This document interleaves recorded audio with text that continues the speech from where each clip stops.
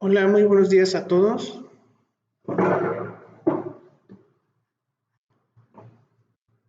¿Sí me escuchan?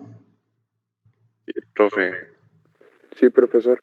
Ok, todos ya conectados con audio, video, todo, sin problemas de señal.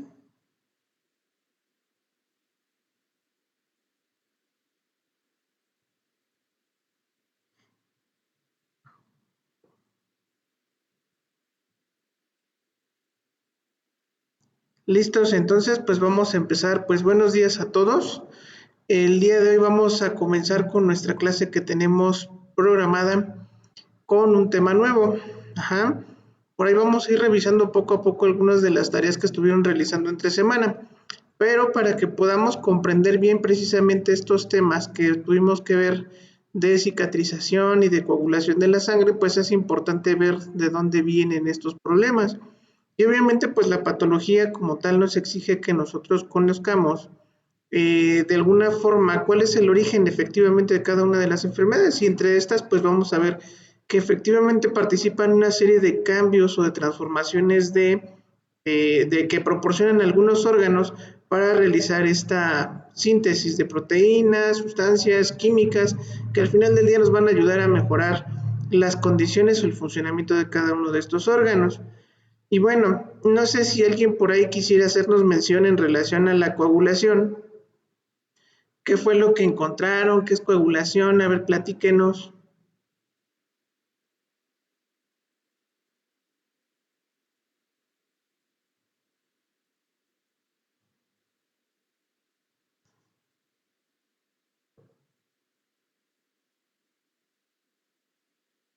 Ana Belén, buenos días.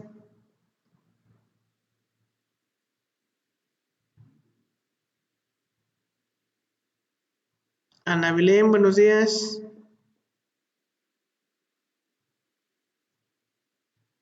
Jocelyn Ríos, buenos días.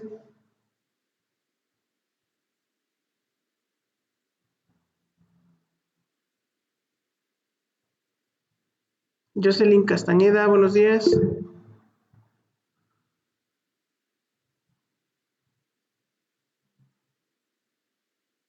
Buenos días. Hola, muy buenos días, Jocelyn. Platícanos, ¿qué encontraste en relación a la coagulación? ¿Te acuerdas que por ahí venía cascada de coagulación? ¿Qué será la coagulación?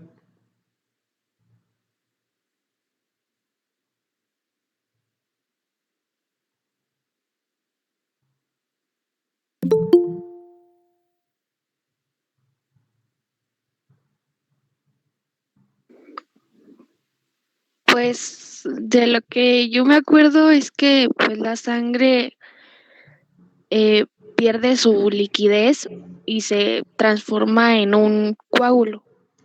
¿Ok? Y bueno, pues vamos a ver que efectivamente para que esto ocurra, ¿qué hay detrás de la formación de un coágulo? Yo creo que cuando a todos alguna vez en nuestra vida nos ha salido sangre de la nariz o hemos tenido algún sangrado por alguna herida, pues nosotros siempre vemos que se forma un coagulito, que es como una especie como de moquito, como una secreción rojita, medio viscosa. Y bueno, esto tiene un origen, pues gracias a que tenemos un órgano tan maravilloso que nos va a ayudar a que podamos nosotros realizar este coagulito y de alguna manera no terminemos desangrándonos. Vamos a ver que ahí voy a presentar una imagen. No sé si ustedes ya la puedan ver en su pantalla. No, Sí, aún no. ¿todavía no?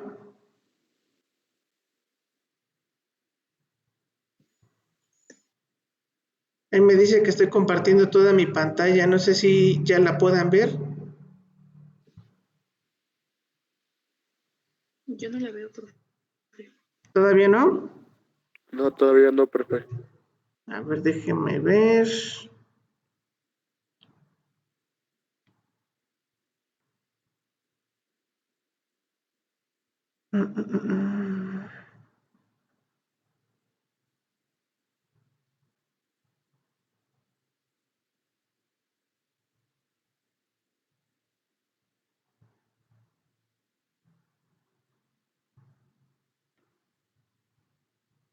A ver ahora.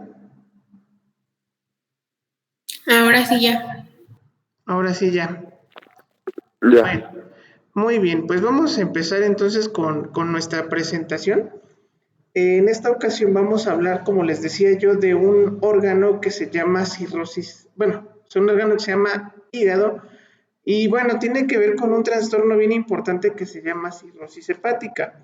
¿Alguna vez han escuchado hablar acerca de esta enfermedad? Sí.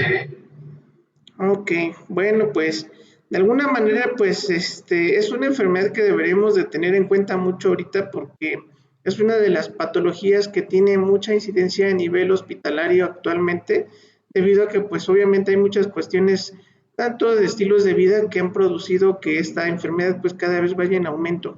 Esto es muy común escucharlo en pacientes que, por ejemplo, tienen algún trastorno metabólico o que de alguna manera desarrollan ciertos hábitos, como el caso del cigarro, como en el caso del alcoholismo.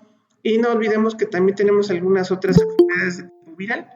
Y bueno, pues aquí es en donde nosotros vamos a empezar a poder visualizar algunas de las características que conforman esta enfermedad. Y bueno, para poder hablar de esta enfermedad, pues primero necesitamos conocer más acerca de este órgano que es tan maravilloso como lo es el hígado. ¿Alguna vez alguien se ha preguntado para qué le servirá el hígado?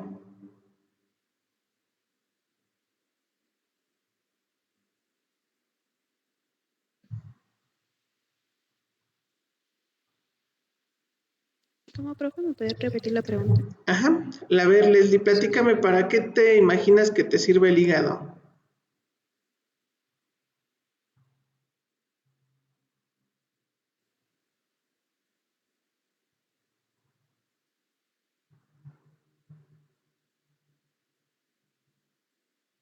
¿Para qué te imaginas que te sirve el hígado? A ver, platícanos.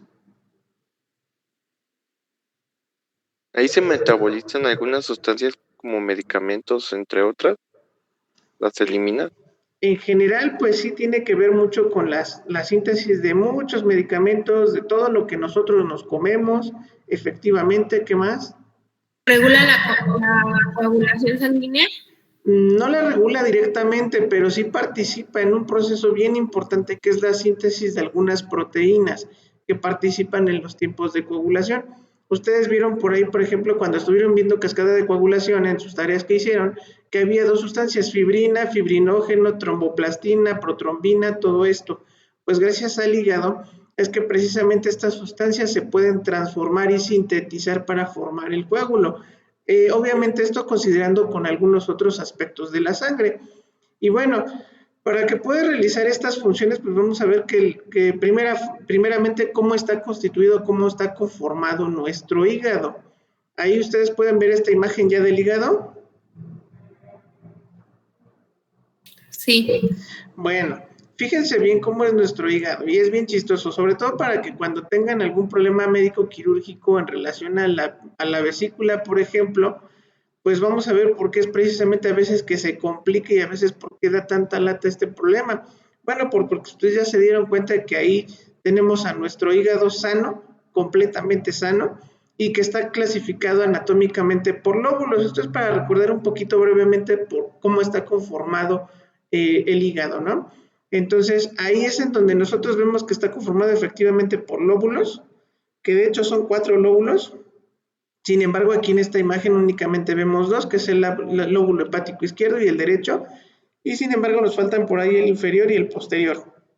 Pero bueno, no se preocupen, esto es meramente nada más recordatorio. Vamos a ver que ahí tenemos un ligamento redondo, que es el que le va a dar como que cierta resistencia, cierta consistencia dentro de la caja abdominal. Y vamos a ver que también tenemos algunas arterias y algunas venas que lo forman. Es bien importante que ustedes anatómicamente recuerden cada uno de estos elementos que integran la anatomía del hígado, porque cuando veamos patologías que están relacionadas a algunos procesos o trastornos metabólicos, de ahí es en donde nosotros vamos a considerar por qué es que se dan estas enfermedades. De hecho, vean que ahí tenemos arteria esplénica. ¿Por qué creen que se denomine arteria esplénica? El término esplénico, ¿a qué otro órgano creen que pudiera estar relacionado el hígado?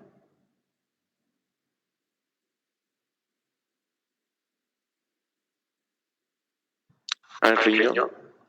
No. ¿Han escuchado alguna vez hablar de la esplenomegalia?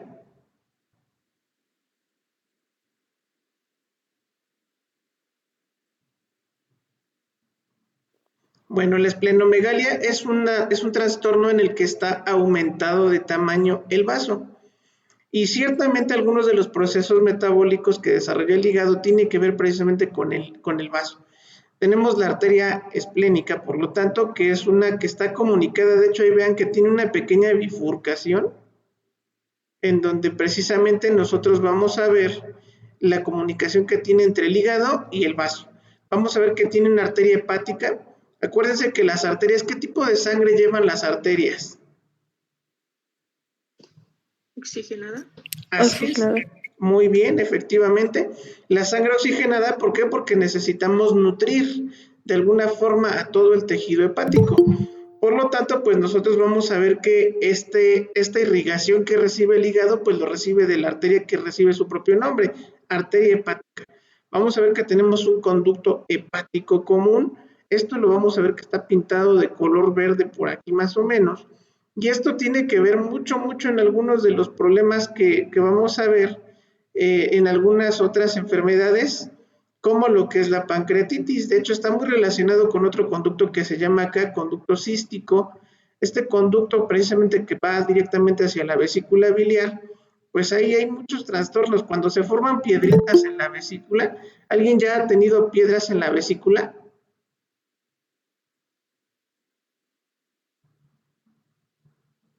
No, pero yo no.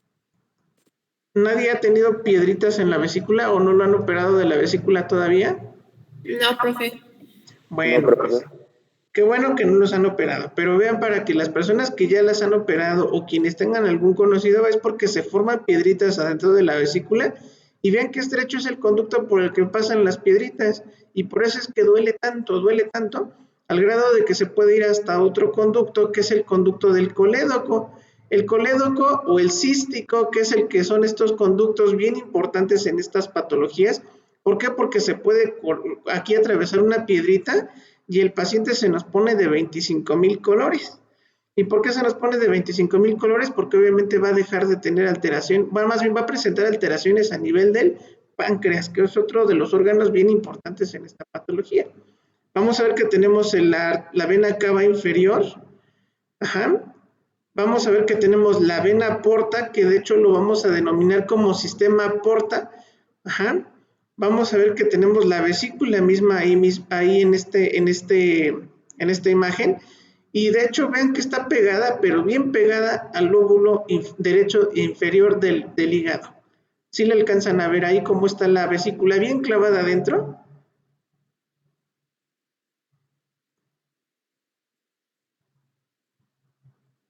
Sí. Muy bien.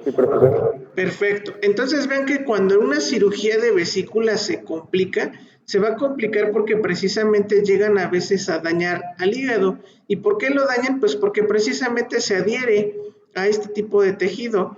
Y debemos de saber que el tejido que conforma el hígado, pues es un tejido que no es muy fácilmente de manejarlo.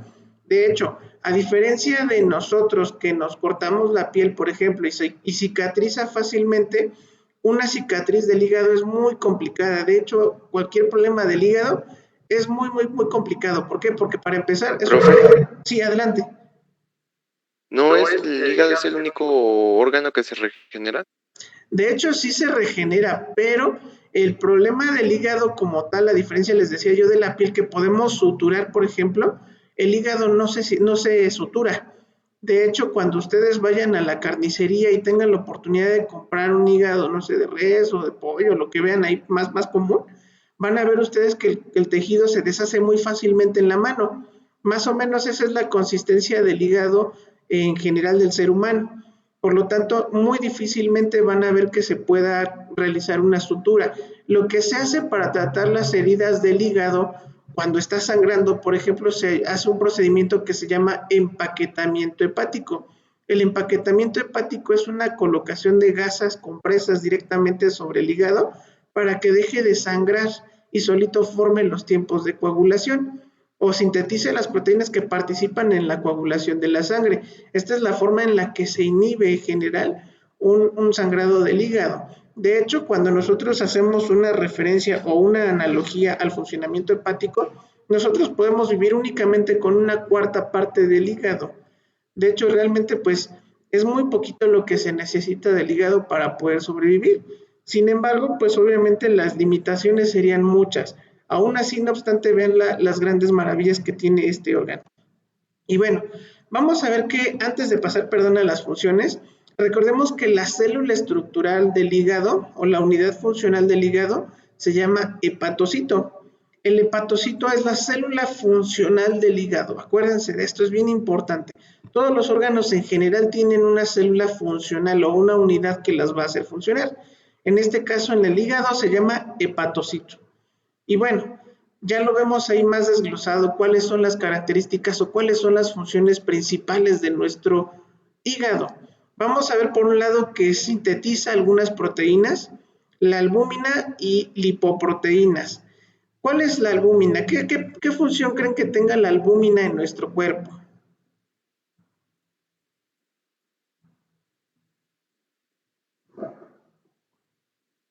¿Qué se imaginan que haga la albúmina?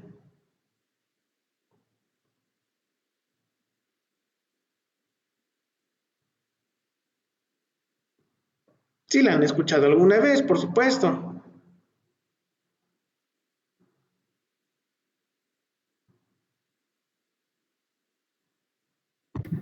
¿Es una proteína, profe? Sí, pero ¿dónde la encontramos? ¿Qué hace? ¿O por qué la ¿Se tenemos? encuentra en el hígado? No, En el hígado. no se encuentra en el hígado. Se encuentra en la sangre.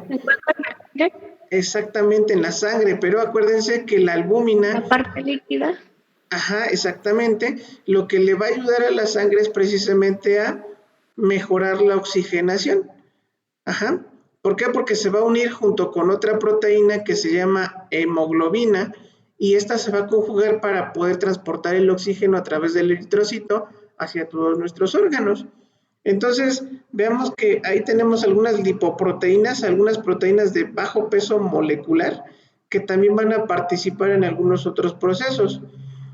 Va a ayudar, por otro lado, en la metabolización de los lípidos. Muy bien, ¿qué sustancia producimos nosotros para que empecemos a degradar las grasas cuando vamos sobre todo a las carnitas los fines de semana? ¿Qué sustancia creen que produzca nuestro hígado para que podamos ayudar a degradar las grasas?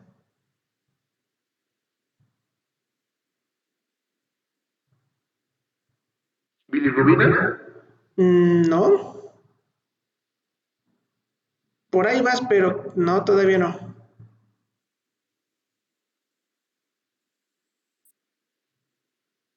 De hecho, es la primera parte de la palabra. Exactamente.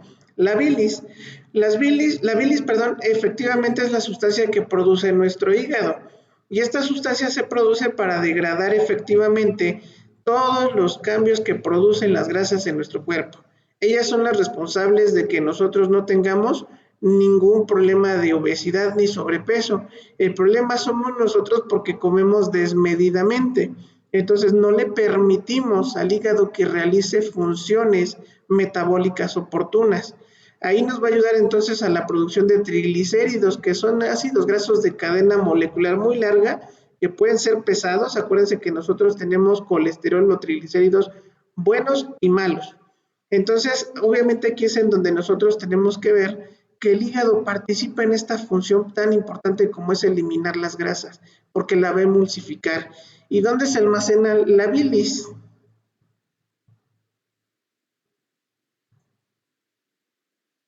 ¿Dónde se almacenará la bilis?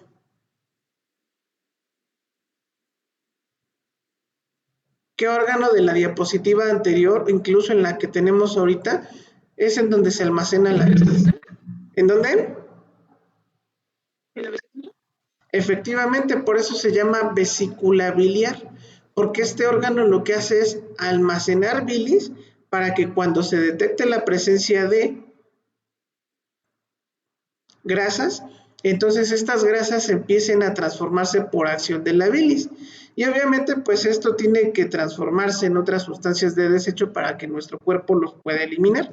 Y bueno, vamos a ver aquí que tenemos algo que se llama metabolización de carbohidratos.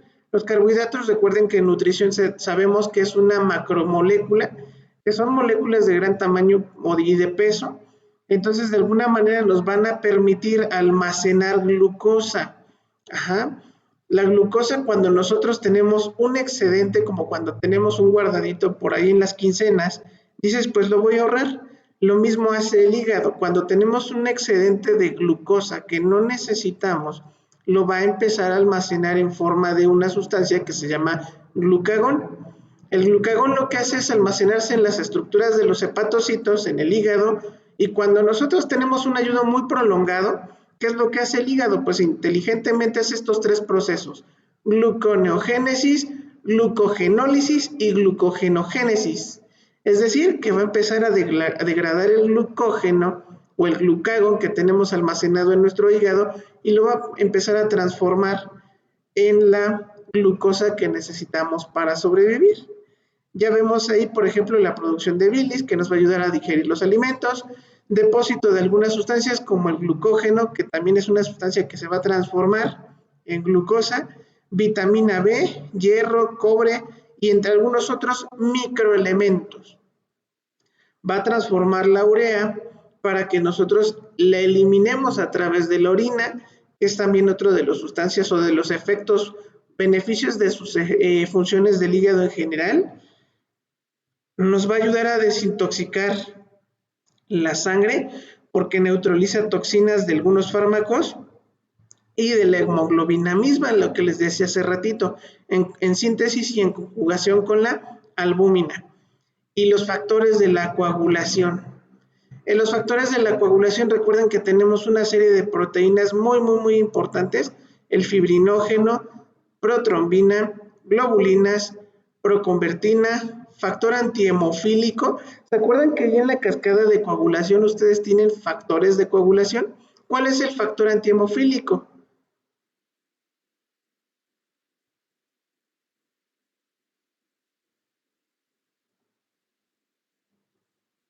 ¿Se acuerdan que hay factor 1, factor 2, factor 12? ¿Cuál es el factor que específicamente es el de la coagulación, el antihemofílico?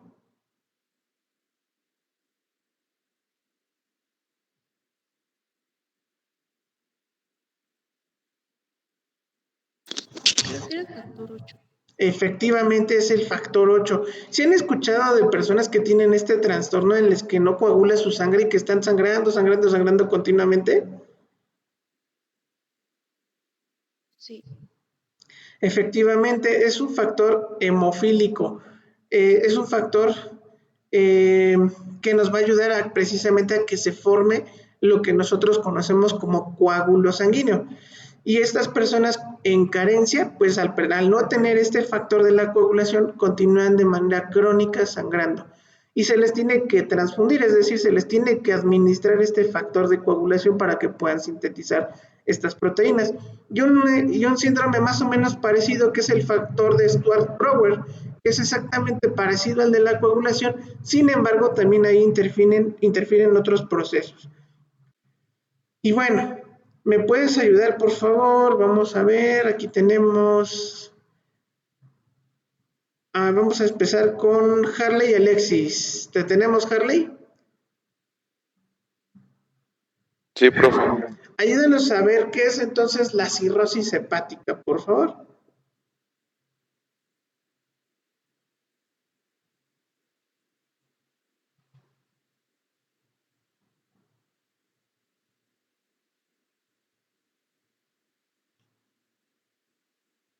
¿Puedes leer la diapositiva, por favor, Harley? Sí, profe. Por favor. ¿De qué parte empieza? En donde dice, es un proceso crónico y progresivo.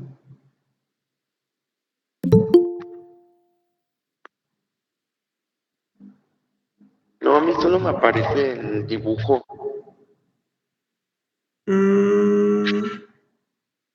Ya me aparece. ¿Ya? Ya. Ok, puede Dice, leerla, por favor. es un proceso crónico y progresivo caracterizado por la presencia de una amplia fibrosis y nódulos de regeneración, produciendo así una distorsión de la arquitectura, alteración de la circulación, portal de la insuficiencia, función del hepatocito, Ok, y si se dan cuenta, ajá, hipertensión, perdón, y si se dan cuenta, hipertensión portal. y si se dan Diga, cuenta, profe. sí, no, no se preocupe, si se dan cuenta aquí en este concepto que nos habla Harley, entonces vemos que es una enfermedad crónica. Es una enfermedad crónica y que sabemos que las enfermedades por el tiempo que dijimos que se presentan pueden ser evolutivas, es decir, que va a ser progresiva y va a ser una amplia fibrosis. Cuando vieron cicatrización, vieron algún término que se llama fibrosis. Dentro de cicatrización, ¿qué será el tejido fibroso?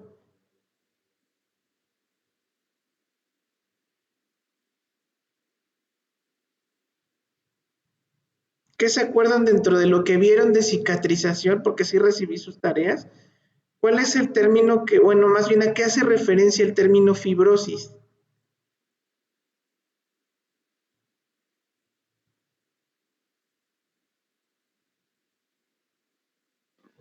Es la cura del tejido, ¿no? Ok, ¿de qué forma se cura ese tejido? Entonces, cuando decimos el hígado tiene fibrosis o hay fibrosis hepática, ¿qué está pasando?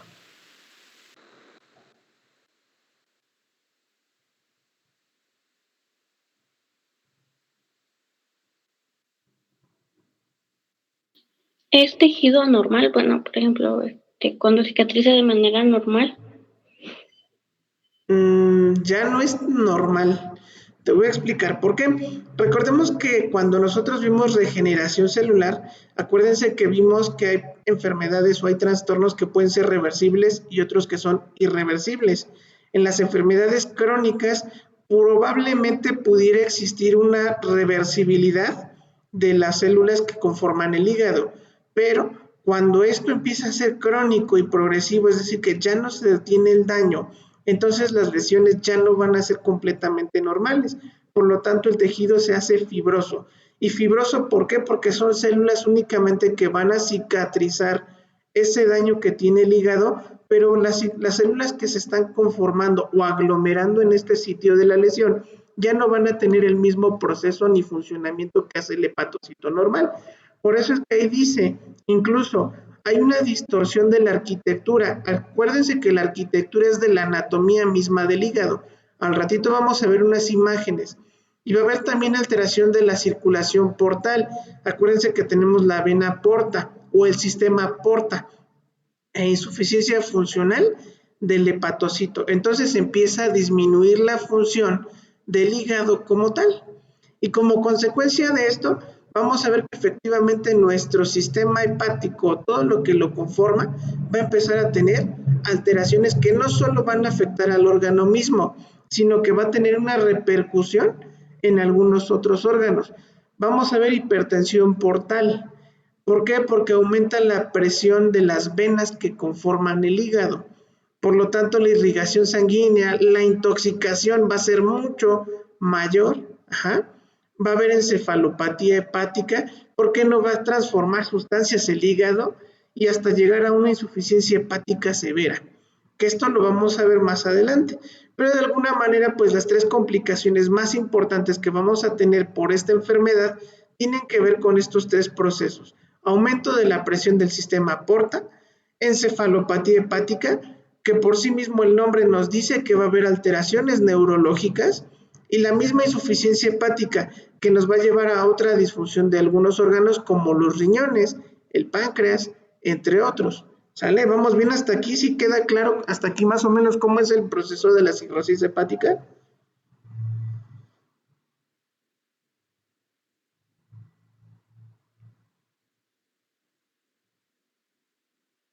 ¿Sí vamos bien hasta aquí? Sí, profe. Bueno, vamos a continuar. Vamos a ver que las causas que nos van a llevar a una falla hepática o que van a empezar de alguna manera, acuérdense de la etiología que dijimos que son las causas de la enfermedad, que nos va a llevar a este problema metabólico, pues son en primer lugar los fármacos y el alcohol, que son dos estilos de vida que comúnmente dentro de las causas tóxicas pues ya tenemos como mayor o común denominador en nuestra cultura mexicana. Ajá. Vamos a ver que hay coléstasis crónica, que es una cirrosis biliar. Esta es una causa metabólica también. ¿Por qué? Porque acuérdense que la bilis, conforme se va almacenando en nuestra vesícula biliar, también va empezando a conformar algunas piedritas o algunos cálculos.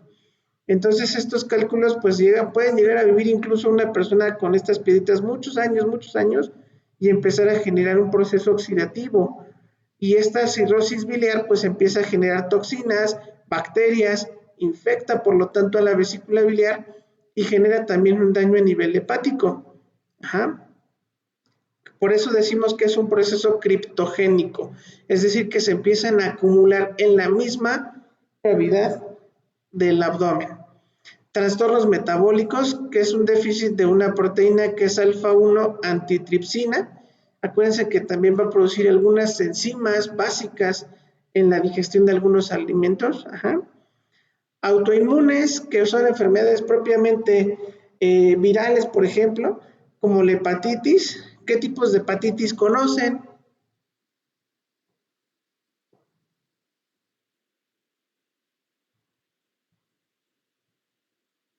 ¿Qué tipo de hepatitis conoces, Fanny? Hepatitis B. Ajá. ¿Qué otra? Hepatitis. ¿Cuál, Fanny, perdón? Hepatitis A. Hepatitis A, muy bien. Jennifer.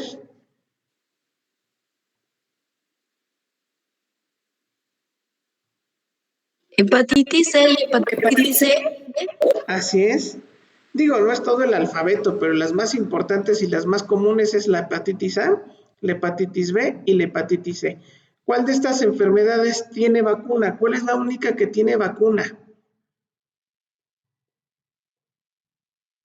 La B, Hepatitis B. Exactamente. ¿La hepatitis A tendrá cura o no tendrá cura?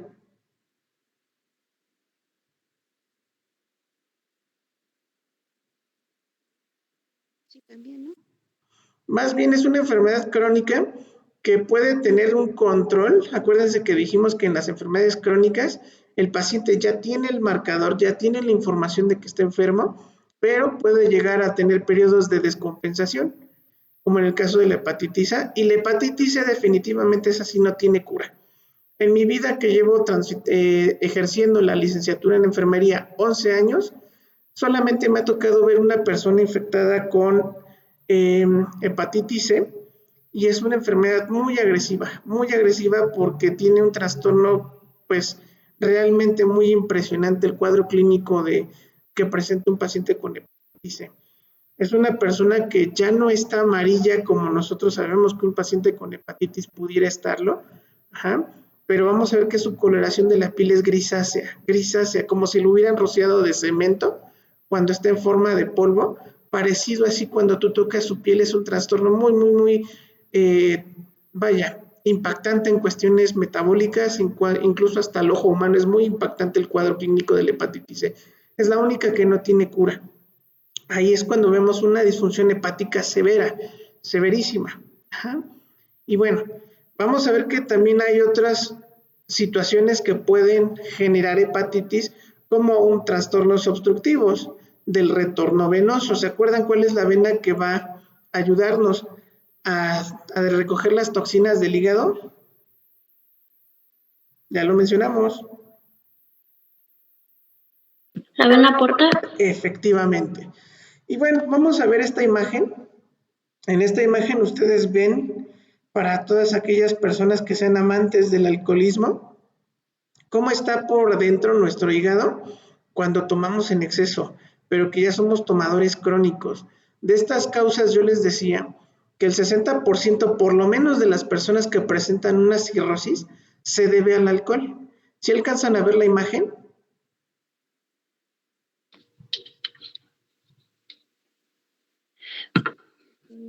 Yo todavía no la veo. ¿Todavía no?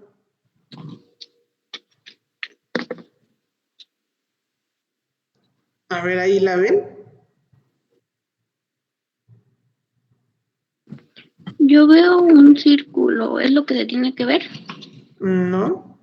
Es esta diapositiva, no sé, donde dice cirrosis alcohólica 60%, cirrosis hepática 20%, hígado graso no alcohólico.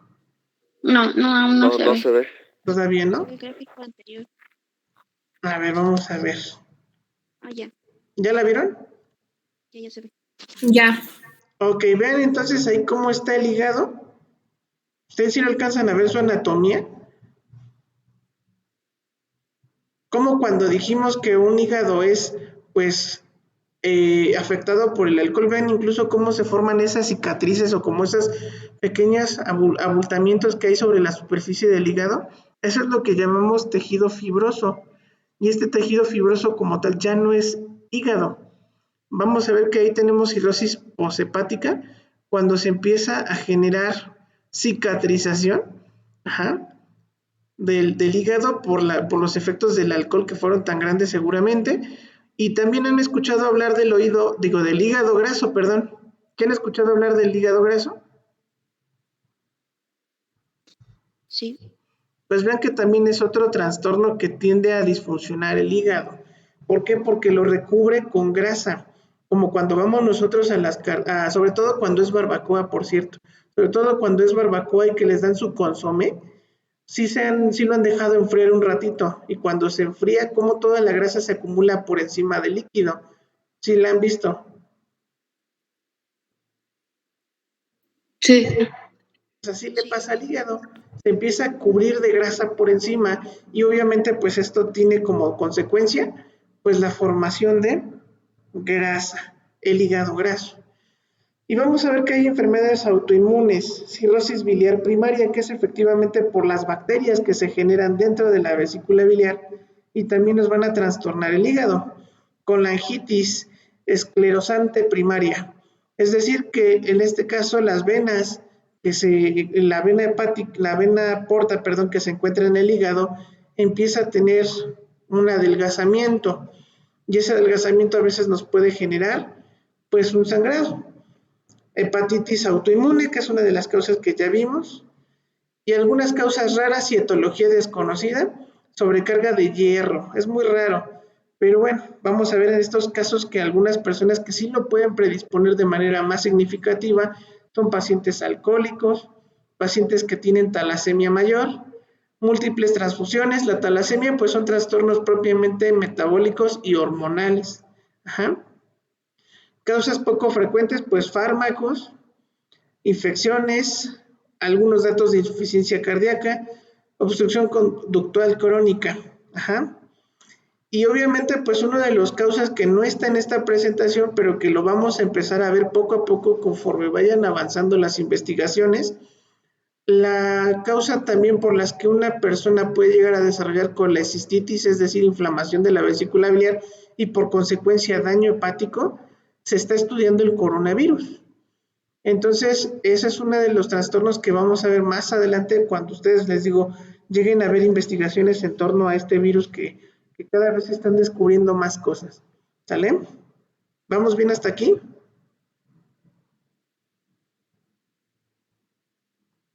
Sí, profe.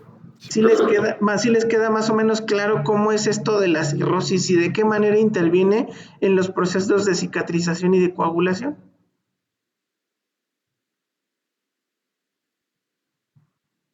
Bueno, vamos a ver la fisiopatología.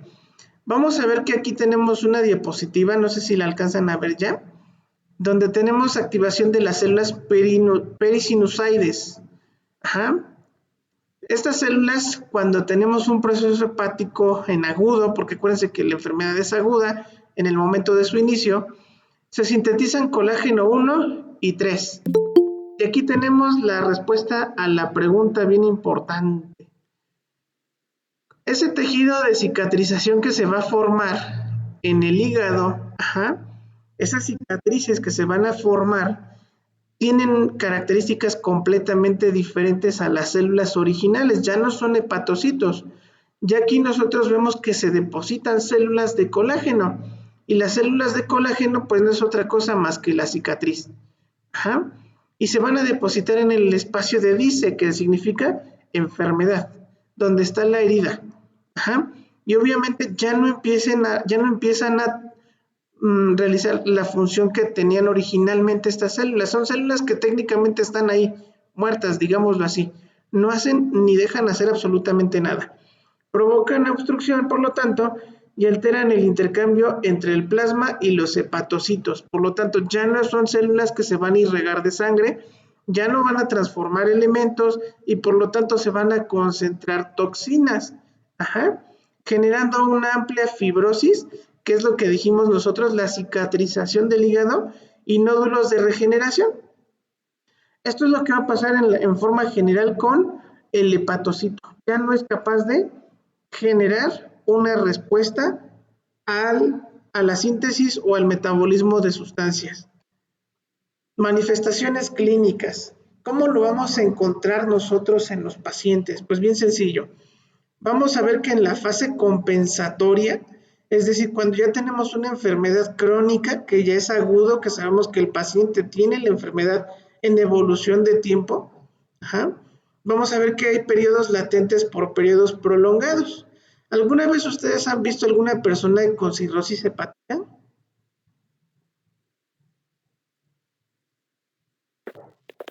Sí, ¿Qué has observado? ¿Qué has notado de manera importante en esta persona?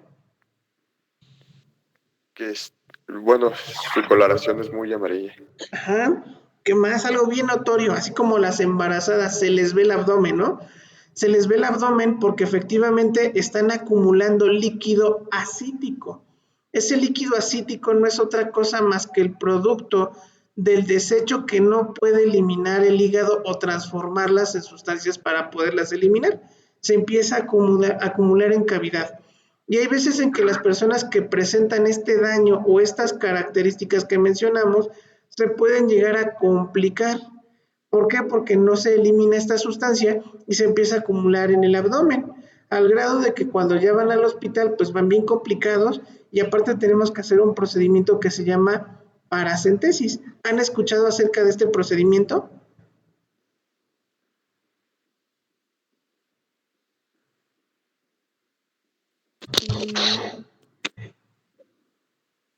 ¿No la han escuchado, la paracentesis?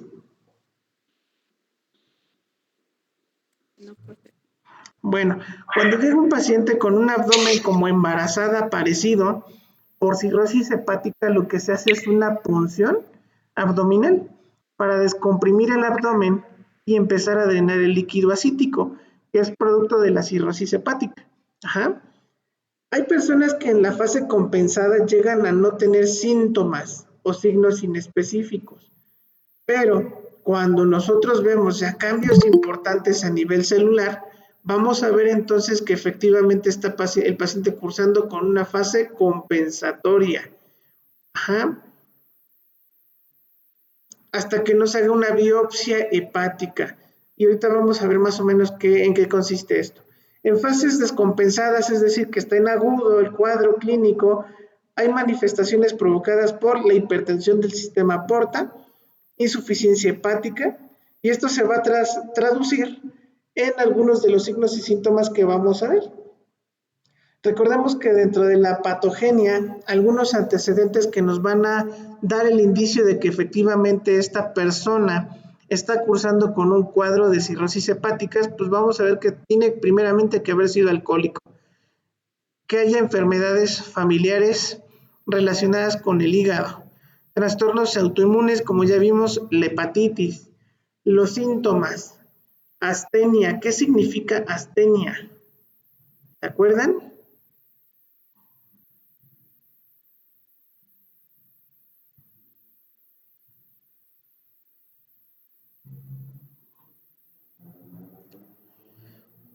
¿Qué es astenia, chicos? Acuérdense. ¿Es de visitas? ¿Debilidad? Más o menos. ¿Cómo, perdón?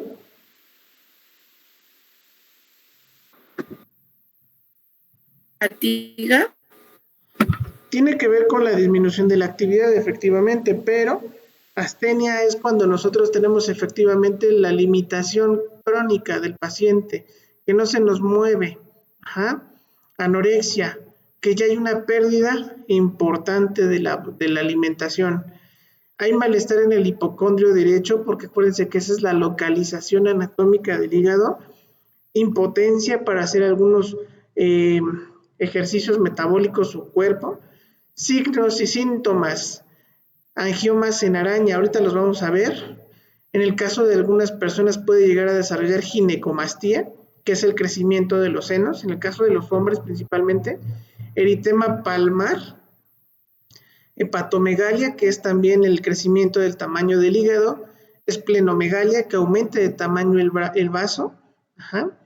Y pues los estudios de laboratorio que lo van a confirmar es la pancitopenia, hipoalbuminemia, trombocitopenia y anemia. Pancitopenia, ¿qué será? ¿Qué se imaginan?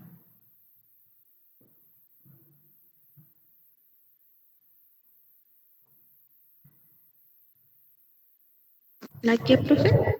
Pancitopenia. Sí ven la diapositiva, ¿verdad? Que estoy presentando, es un cuadro morado.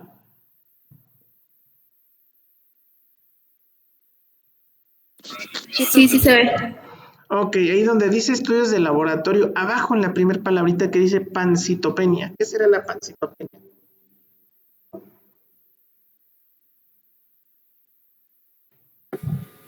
¿Tiene que ver algo con la disminución de células? ¿Pero de qué tipo? ¿De los eritrocitos? La disminución de glóbulos rojos y glóbulos blancos y plaquetas. Por ahí vamos, pero en específico. Es un análisis de sangre, ¿no?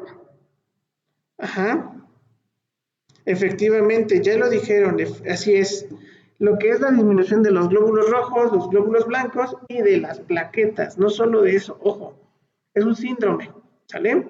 Hipoalbuminemia, que esto por su nombre pues lo dice claramente, ¿no? Cuando hay una disminución de la albúmina sérica. Por lo tanto, a los pacientes que llegan con estos trastornos, hay veces en que tenemos que compensarlos con la infusión de albúmina, trombocitopenia y anemia, que es muy característico de las personas que tienen algún trastorno. ¿Vamos bien hasta aquí?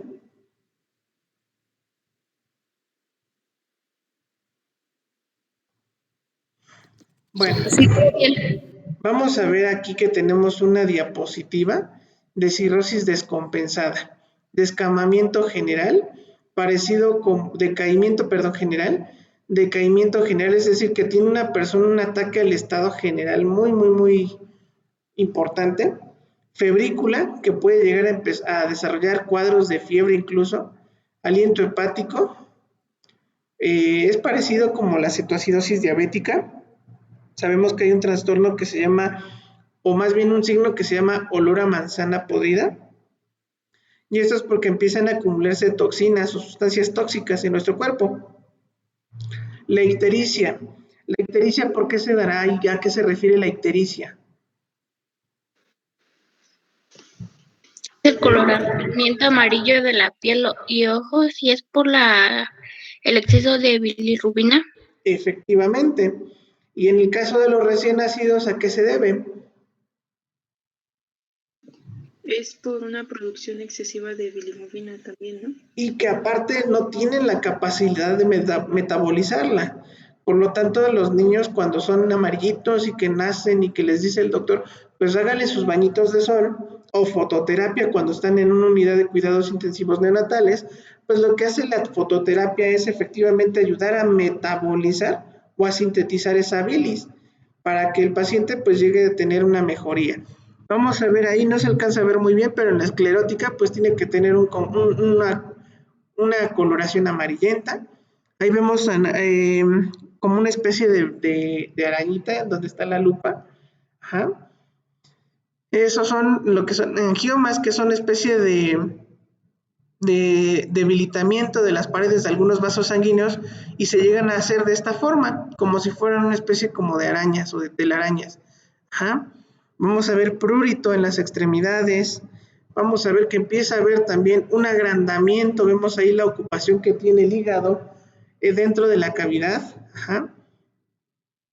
Manifestaciones clínicas, pues las vamos a seguir viendo, como lo es la atrofia testicular. ¿Han escuchado hablar de las personas que orinan oscuro?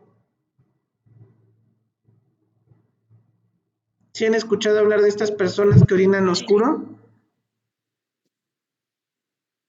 Sí. Que incluso dicen que se parece su orina como a la Coca-Cola. Eso se llama orina de tipo colúrico. Ajá. Empiezan a desarrollar ascitis. Ajá. Empiezan a generar edema. Algo bien característico que son las heces claras o las evacuaciones son claras porque pierden completamente las propiedades de la bilis. Acuérdense que la bilis también le va a dar tanto la coloración a la orina como en las evacuaciones. ¿Vale? ¿Vamos bien hasta aquí? Maestro, Sí. ¿Cómo dijo que se le llamaba la orina oscura? Se llama orina con características colúricas o lo puedes encontrar como coluria. Gracias. Uh-huh. Y bueno, pues obviamente todas estas afectaciones tienen que ver o tienen que relacionarse con algunos otros órganos, como yo les decía, porque cuando un órgano no falla más bien, acuérdense, siempre va a empezar a generar alteraciones en los otros vecinos, ¿no? Como cuando estamos en un conjunto vecinal, ¿no? Cuando alguien pone su escándalo de música, pues empieza a generar alteración del orden de los demás vecinos. En este caso, quienes van a sufrir por las alteraciones del hígado, primeramente va a ser el mismo sistema circulatorio, ¿ajá? Los pulmones, el riñón y el cerebro. De hecho, cuando nosotros vemos reanimación cardiopulmonar, nosotros hablamos de órganos diana. Diana, ¿por qué? Porque son importantísimos en muchos de los procesos entre estos órganos entre sí. Y cuando hay alteraciones hepáticas, pulmonares, del cerebro, riñones, etcétera, etcétera, y del mismo corazón, pues son alteraciones que ponen en un muy alto riesgo la vida de los pacientes. A nivel circulatorio, ¿qué va a producir la cirrosis hepática?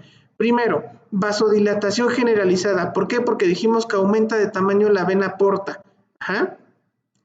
Hay cortocircuitos intrahepáticos, es decir, hay una disminución de la perfusión del tejido. Y lo veíamos, ¿por qué? Porque hay cicatrización. El paciente va a presentar, por lo tanto, hipotensión arterial. Estado circulatorio hiperdinámico, va a haber un movimiento de sangre muy, muy continuo en el hígado y no se va a perfundir de manera adecuada. Ajá. ¿Y esto qué va a llevar? Pues a que el oxígeno que va a llegar a los pulmones tampoco se empiece a desarrollar de manera adecuada y empiecen a generar fístulas arteriovenosas. ¿Qué es una fístula arteriovenosa? Pues va a empezar a haber una comunicación entre una vena y una arteria. Eso lo van a ver más adelante también en el caso de los pacientes con síndrome renal. ¿Por qué? Porque va a ver que hay pacientes que les hacen una fístula y es para que precisamente tratemos de mejorar esa oxigenación de la sangre. Ajá. Desequilibrio de la ventilación, ajá. Cambios en las presiones de oxígeno cuando el paciente está acostado y cuando está también de pie. Hipertensión pulmonar, es decir, va a empezar a aumentar la presión de las venas pulmonares, por lo tanto también va a haber una mayor resistencia vascular. Y síndrome hepatorenal, finalmente llegamos con una insuficiencia renal, orina poco el paciente y aumenta la creatinina. La creatinina, acuérdense que en la química sanguínea, cuando nosotros realicemos un análisis químico de la sangre, vamos a ver que está aumentada esta sustancia que es la creatinina, que es un desecho que no puede eliminar el riñón y por lo tanto su aumento nos está hablando de un daño generalizado del riñón. Ahí vamos a ver que en el diagnóstico tenemos propiamente, ajá, lo que es el hígado normal, que es un color como rojo guinda, más o menos digámoslo así, pardo, ajá. Hígado con cicatrices fibróticas, vamos a ver que es un hígado como más rosita, incluso ahí se ve como unas líneas amarillas, no sé si las alcancen a ver, o como unas fracturas amarillas, y cuando ya está cirrótico. Me ha tocado solamente en mis 11 años de experiencia clínica ver uno en vivo así cirrótico, y es una patología muy fea porque la complicación que tiene el paciente es muy grave, vaya, a final de cuentas en ese sentido, ¿sale? Y bueno, para llegar al diagnóstico de cirrosis, recordemos que nosotros tenemos que hacer un análisis primero. ¿Qué causas o qué antecedentes tiene mi paciente? Por eso hace ratito en la etiología hacíamos mención de todo esto. De qué características, qué estilo de vida tiene mi paciente para poder determinar el porcentaje de probabilidad de que lo que está presentando efectivamente corresponda a una cirrosis hepática.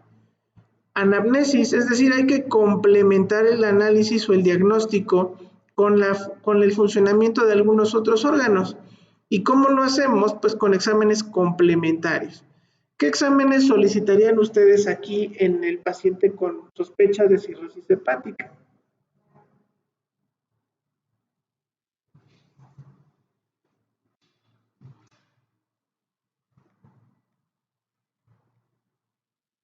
Montserrat, buenos días. Buenos días, profe. Platícanos, Monse, ¿qué estudios le solicitarías tú a un paciente con cirrosis hepática? ¿O con qué objetivo lo harías? Podría ser, por ejemplo, una química sanguínea Ok, la química para, sanguínea, ¿qué me dice? A ver. para ver si no hay, bueno, qué tan graves son las alteraciones que presenta a nivel circulatorio. Pero en específico, ¿qué así características te deberían de llamar la atención? Podría ser la urea. Pues sí, puede ser la urea. ¿Qué más? Casi les acabo de decir hace poquito, no tiene mucho, les acabo de decir otra sustancia.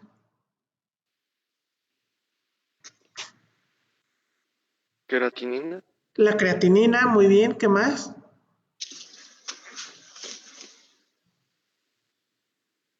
proteínas, Puede ser también. ¿Qué más? Igual se le podría hacer un examen general de orina. Muy bien, en el examen general de orina, ¿qué debemos de ver? Si hay presencia de proteinuria. Muy bien, ¿qué más? ¿Alguna otra sustancia que se esté arrojando por la orina? ¿Cómo qué más? ¿Cómo qué sustancia? Vas bien, vas bien. Mm, mm.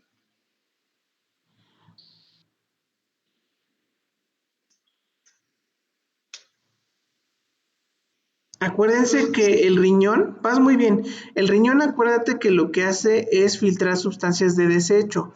La bilis cuando, por ejemplo, nosotros la tenemos en sangre en concentraciones muy elevadas, pues estaríamos todos amarillos. Para no generar esta coloración amarillenta, lo que hace nuestro cuerpo es degradarla. Precisamente la degradamos en algo que se llama urea.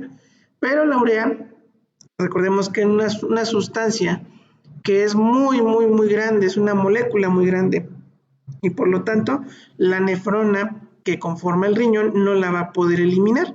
Entonces lo que hace nuestro hígado es convertirla todavía, como dicen por ahí, partirlo más en cachitos para que pueda pasar. Y hay una sustancia que se llama urobilinógeno. El urobilinógeno es la sustancia o el producto final de la degradación de la urea. Y eso sí lo vamos a encontrar en la orina, el urobilinógeno. Cuando nosotros encontramos urobilinógeno, estamos hablando de que efectivamente nuestro riñón está haciendo su función que tiene que hacer.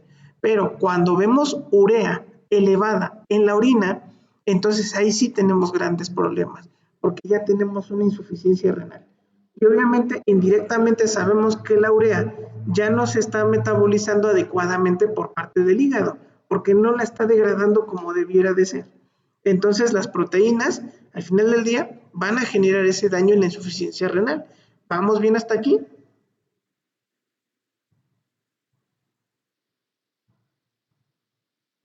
¿Sí vamos bien, Monse? Sí. Perfectísimo. Edna, ¿qué otro estudio te gustaría hacerle al paciente con cirrosis hepática?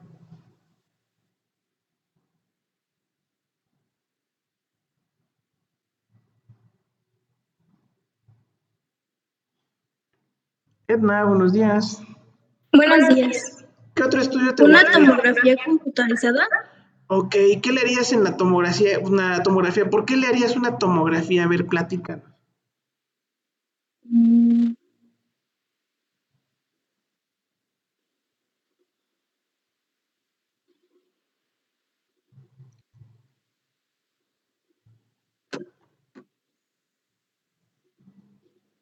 ¿Por qué le harías una tomografía? A ver, platícanos. ¿Qué no entiendo? ¿Perdón?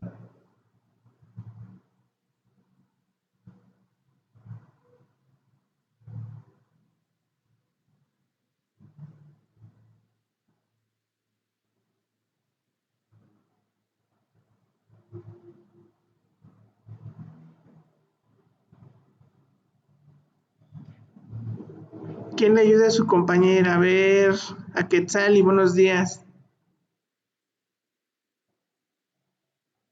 Buenos días, ¿dónde? ¿Por qué le harías una tomografía a tu paciente con cirrosis hepática?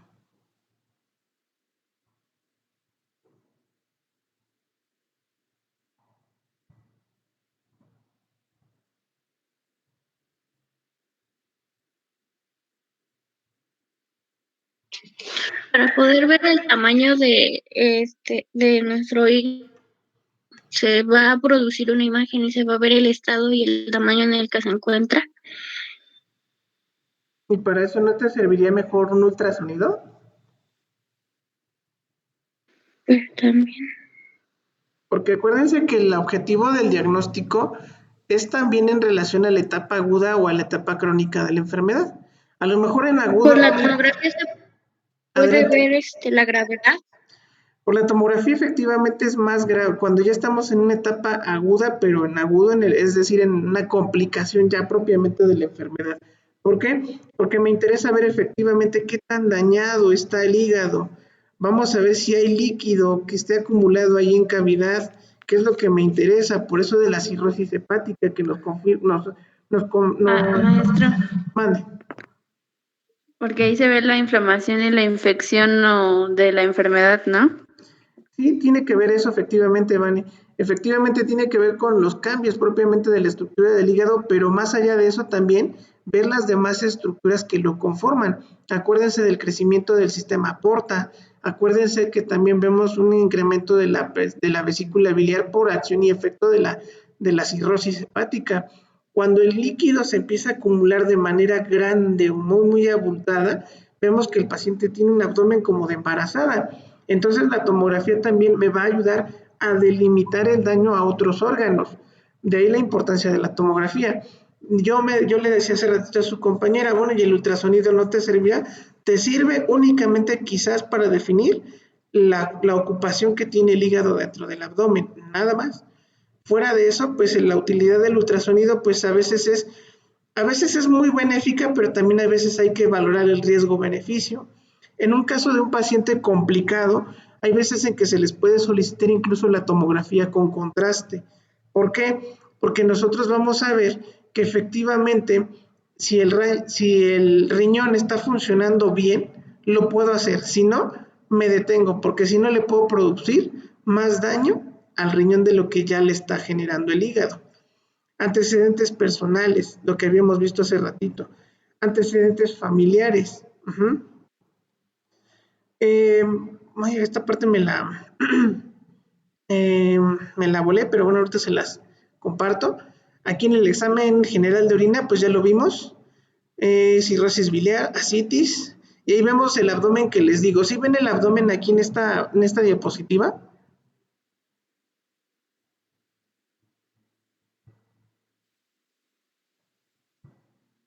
No, ¿Todavía no lo alcanzan a ver?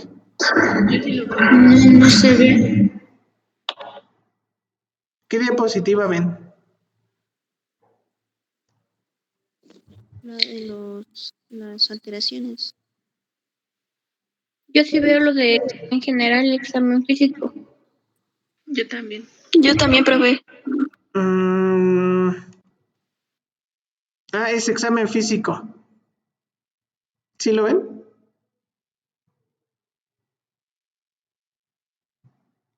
Bueno. Yo veo una que dice palpación abdominal. A ver, examen físico. Es que como que se tarda un poquito en cambiar. Pero a ver si aquí ya les aparece. ¿Quiénes ya pudieron ver la del abdomen? Yo, profe, ya. Yo también, profe. Perfectísimo. A ver, a Quetzali, háblame, ¿qué ves en ese abdomen? ¿Qué te llama la atención de ese abdomen? Que tiene una forma ovalada y está muy inflamado. Ok, muy bien. Gloria, ¿qué más le ves a ese abdomen?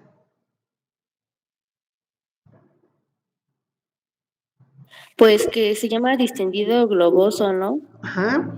¿Qué más? Pues no se ve así que es algo normal. Claro que no es normal, evidentemente. ¿Qué más te llama la atención del abdomen? Algo que tú veas, que digas, híjoles, ¿a poco así se ve?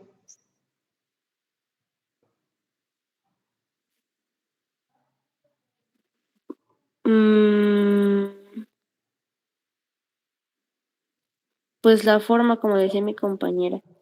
Ok, ¿qué más? Muy bien. Fátima Cruz. Fátima, ¿qué más le ves a este abdomen?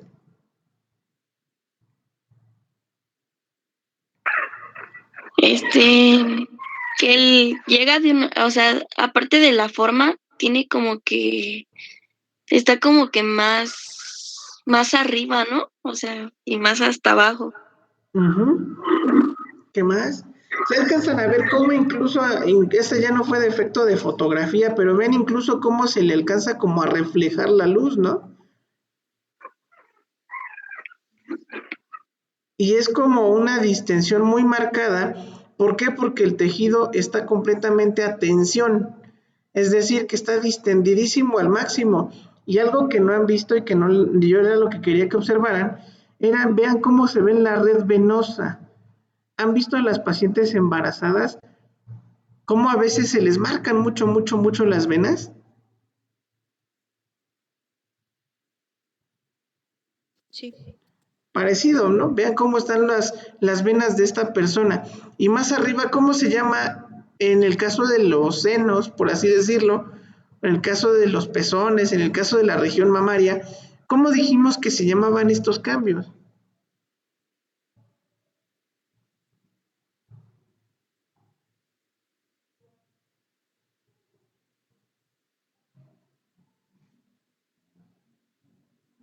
¿Cómo se llamaba ese crecimiento de los senos?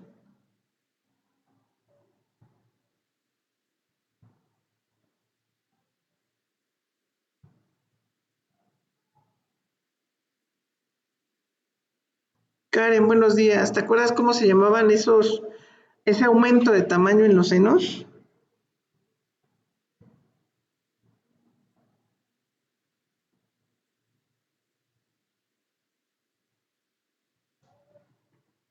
Aide, buenos días.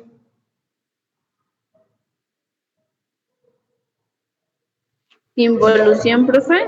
No, es aumento, es aumento. Involución significa que pues, se quedan sin nada, pero en el aumento.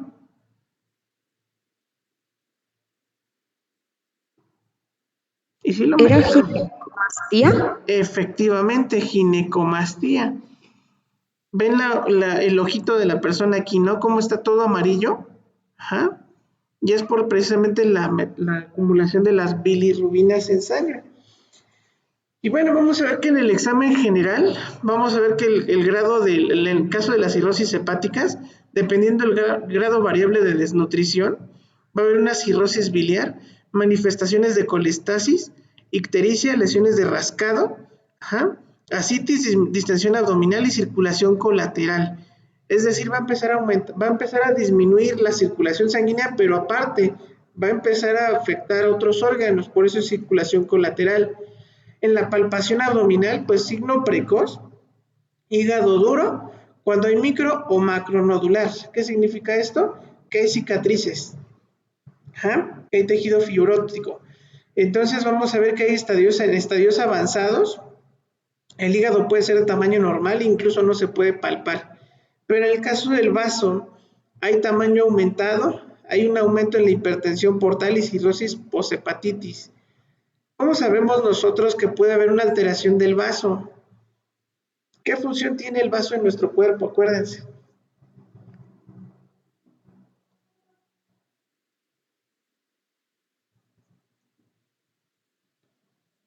¿Para qué nos servirá el vaso?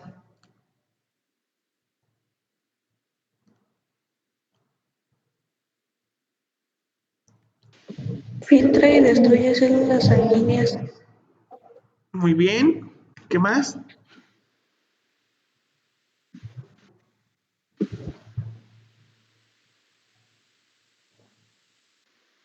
Hasta cierto punto, recordemos que algunos órganos, sobre todo el vaso, en algunas edades nos llega a generar también inmunidad. Es decir, que también participa en la formación de algunos anticuerpos. Entonces, el vaso, su función más importante, como ya lo mencionaron, efectivamente consiste en depurar sangre y toxinas que se encuentran en la sangre, así como células que se encuentren ya por vencer o por caducar, digámoslo así.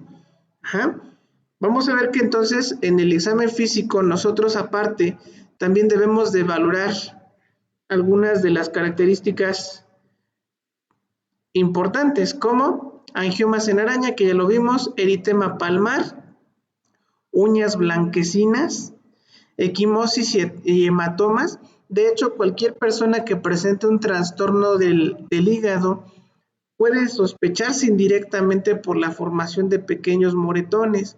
¿Alguna vez a alguno de ustedes les ha salido un moretón sin causa aparente?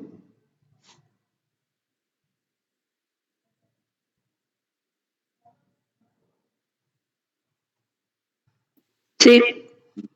Ok, entonces indirectamente puede ser a lo mejor una alteración hepática. No significa con esto que ya estés mal del hígado, ¿no? Pero vaya, al final del día pues tendríamos nosotros que estar viviendo o conviviendo con esto de manera crónica, es decir, que no solamente es un moretón, que sean varios y que estemos así por mucho tiempo. Santelasmas, ¿qué es esto? Pues es comezón más aparte con la coloración de la piel y se empiezan a formar como especie de descamación de la piel. Hipocratismo digital, el hipocratismo significa que va a empezar a tener una deformidad los dedos. Y va a haber una hipertrofia parotídea, perdón, ya me confundí. Hipertrofia parotídea, perdón. Va a empezar a haber un aumento de tamaño de las amígdalas. Incluso pudiera sospecharse o confundirse también con otra enfermedad que se llama parotiditis. Y ahí vemos lo que les decía de estos signos y síntomas. Los moretones, angiomas en araña, los cambios de la coloración en la piel, en las manos, las uñas que se ponen blanquecinas, los dedos, esto es lo que dijimos, la atrofia en los dedos, vean cómo cambian de forma. ¿Sí alcanzan a ver esta diapositiva con los cambios? Sí. Muy bien. Alteraciones neurológicas. Recordemos que el hígado, junto con el riñón, nos ayudan a sintetizar algunas de las sustancias de desecho que produce nuestro cuerpo, producto del metabolismo. Cuando estas sustancias no se degradan o no se desechan adecuadamente de nuestro cuerpo, hay algo que se llama encefalopatía. Encefalopatía significa que nuestro cerebrito está inflamado y aparte de que está inflamado, está intoxicado. Está intoxicado porque estas sustancias empiezan a viajar a través de la sangre y obviamente tienen un efecto tóxico en algunas células del cerebro. Por lo tanto, en estadios avanzados puede haber alteraciones del estado de conciencia Hay personas que pueden manifestar agresividad en el caso de los pacientes con cirrosis hepática.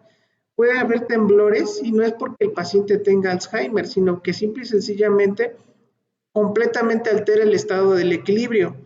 Asterixis, puede haber episodios de lucidez mental, alteraciones del tiempo, de la orientación o confusión, y en etapa final puede incluso llegar a producir el coma dentro de los estados de conciencia, encefalopatía hepática, que también al final del día dijimos que nos va a generar falla renal. La falla renal, ¿por qué? Porque evidentemente si hay un síndrome que se llama síndrome encefalohepatorrenal. Ahí está involucrado el cerebro, riñón e hígado. Recordemos que, perdón, adelante, ¿la escucho?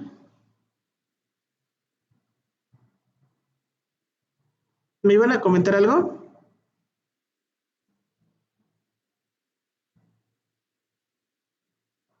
Hola, hola.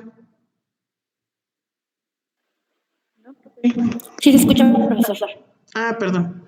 Bueno, entonces aquí nosotros vamos a ver que también hay algo que se llama necrosis. ¿Qué dijimos que era necrosis? Recuérdanos, por favor, Fátima.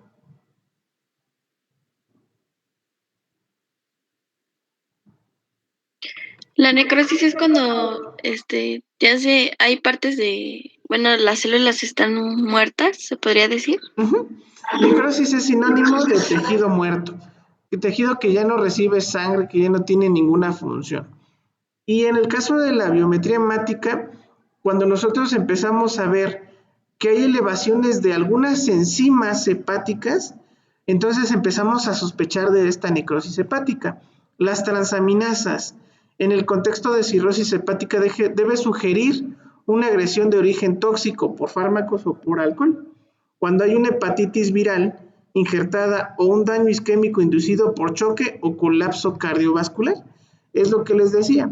Cuando el paciente está en paro cardiorrespiratorio, también uno de los órganos diana es el hígado. Y cuando las enzimas hepáticas están elevadas, pues entonces empezamos a ver que el hígado ya está sufriendo de más, que hay necrosis. ¿Cuáles son esas enzimas? Pues la fosfatasa alcalina, la bilirrubina total e indirecta y las gamma-glutamil transpeptidasa, que no es otra cosa más que enzimas que participan en la digestión. Y ahí vemos cada uno de los factores por los cuales nosotros tenemos que ver en los cambios en los laboratorios.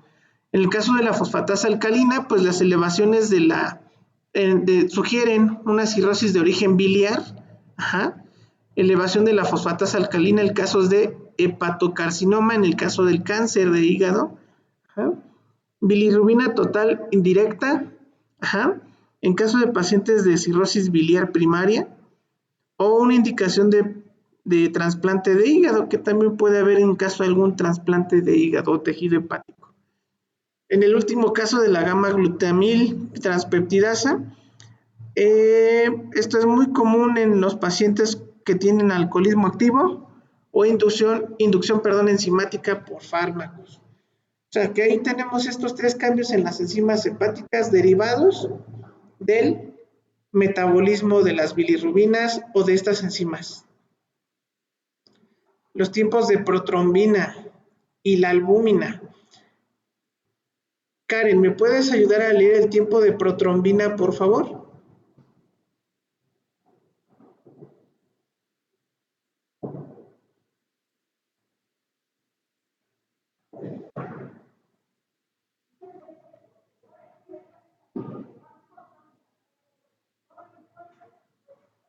Guadalupe, ¿me puedes ayudar a leer la diapositiva, por favor, de tiempo de protrombina, por favor? Pero es que no me aparece, profe. ¿No? ¿Todavía no les aparece? Y no se ve, profe. ¿Aquí? Aparece otra diapositiva. ¿Qué les aparece? Fosfatasa alcalina. ¿Les aparece la de colestasis? ¿Ahora ya les apareció? A mí no. Aún no. No. ¿Ahora?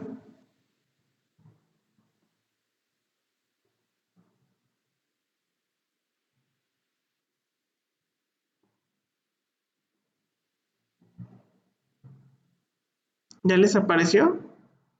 No, sigue en la misma. A ver. ¿Y ahora?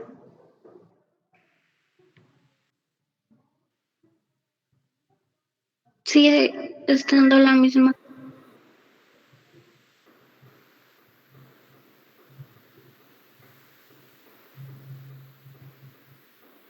A ver, ¿ahora ya?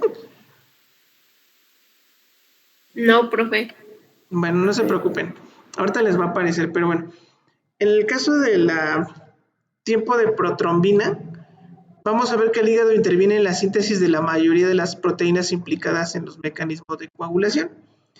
Y acuérdense que cuáles son, dijimos que estos factores, pues todos los factores de la coagulación del 1 hasta el 12, pero más aparte de los más importantes es la fibrina, la protrombina, el fibrinógeno y la tromboplastina, que son las más importantes. Esas no se les olviden nunca porque cuando ustedes tengan, o por ejemplo cuando vayan a ser sometidos a alguna cirugía, que esperemos que nunca, pero pues nunca está por demás que ustedes sepan que uno de los factores importantes que considera el médico o que se considera para intervenir un paciente son los tiempos de coagulación.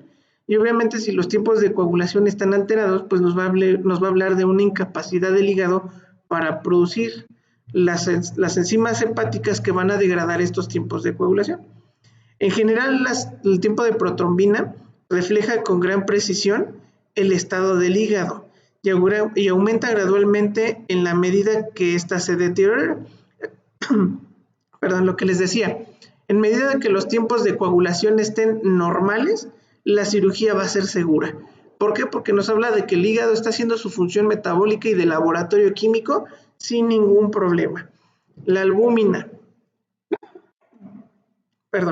La albúmina en el caso de los pacientes con cirrosis es excesivamente sintetizada por el hígado. De ahí que sus niveles desciendan a medida que la función hepática se deteriora, lo que dijimos hace ratito, hipoalbuminemia. Todos los pacientes con cirrosis hepática van a tender a disminuir la concentración de albúmina y debe considerarse de una tasa baja de albúmina, puede verse también en la insuficiencia cardíaca congestiva, en el síndrome nefrótico. O sea que también ahí vemos cómo participa directamente en relación con el riñón. No sé si ya les apareció esa diapositiva. Ya, profe. Ya. Ok, ya 8 años después, pero apareció, ¿verdad? No se preocupen. Y luego sigue algo que se llaman las globulinas. ¿Han escuchado hablar de las globulinas? ¿Sí les aparece esa diapositiva? No. Bueno, les explico. Las globulinas son unas sustancias que participan directamente en nuestro sistema inmunológico. Ajá. En el caso de las globulinas, pues vamos a ver que están incrementadas en la cirrosis hepática con la hipertensión portal. Ahorita que está muy de moda, por ejemplo, en el coronavirus, hay un estudio que se llama antígeno IgM y IgG, que son dos inmunoglobulinas básicas en la formación de anticuerpos ante la amenaza de algunas enfermedades, sobre todo de tipo viral. En el caso de los pacientes con cirrosis hepática, hay una elevación de la inmunoglobulina IgG y debe sugerir una posible etiología inmune, es decir, una propia enfermedad del propio paciente al final del día. La IgM, que es otra una inmunoglobulina, está elevada en más del 90% de los pacientes con cirrosis biliar primaria. Estos estudios son muy específicos, son marcadores muy particulares. Entonces, cuando ya se tiene el diagnóstico muy específico de la cirrosis hepática, se pueden mandar de alguna manera para especificar el tipo de cirrosis hepática que está cursando el paciente. De hecho, aquí también vamos a ver que en las globulinas, el estudio de las globulinas obedece a que las bacterias de procedencia intestinal no fagocitadas por células de Kupfer estimulan el sistema inmunocompetente. Hay incremento de los niveles séricos de IgS, que es otra inmunoglobulina. O sea que vamos a ver que las bacterias también que ahí se acumulan, pues tienen un efecto tóxico por las toxinas que generan y por lo tanto generan algo que se llama respuesta inflamatoria sistémica. lo que vimos en las clases pasadas. ¿Vamos bien hasta aquí? ¿Seguros? Maestro, Mande. ¿puede repetir otra vez lo de las inmunoglobulinas, por favor?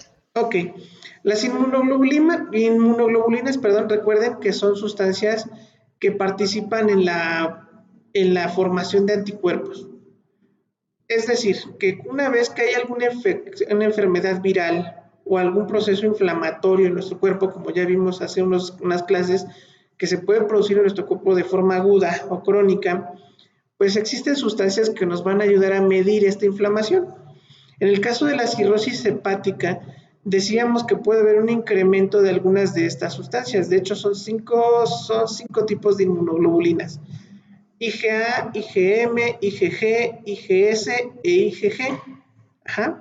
Estas inmunoglobulinas se van a presentar dependiendo del tipo de alteración que presente el paciente, ya sea por una infección o por una inflamación. Y decíamos que en el caso particular de la cirrosis hepática, la IgG, que es una de estas inmunoglobulinas, puede verse aumentada cuando hay una enfermedad autoinmune. Como que dijimos que enfermedades inmunes pueden ser la cirrosis. ¿Se acuerdan que ya dijimos que puede ser inmune? ¿Qué tipo de infecciones pueden ser ahí?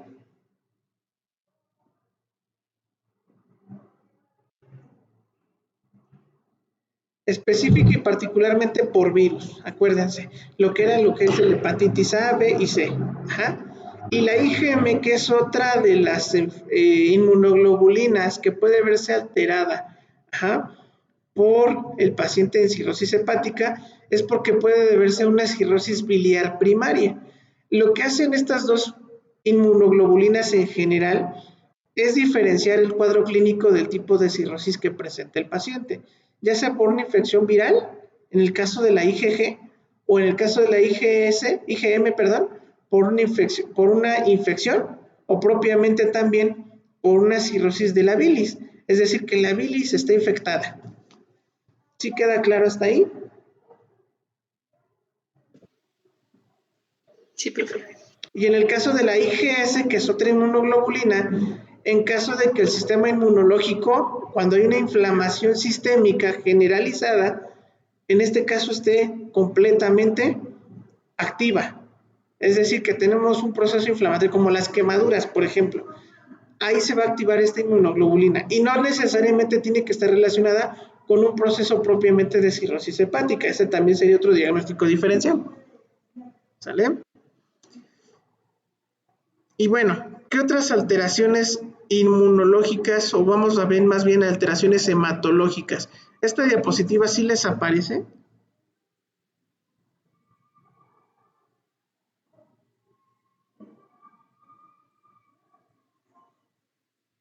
No, todavía está de glóbulo. Todavía les aparece. Si a alguien le aparece, me avisa, por favor.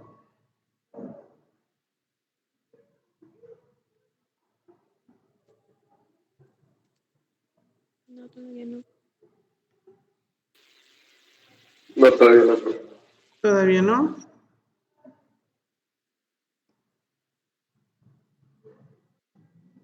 ¿Cuál les aparece? La de globulina.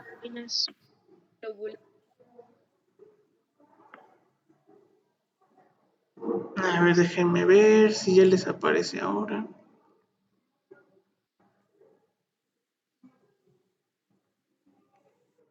¿Ya les aparece?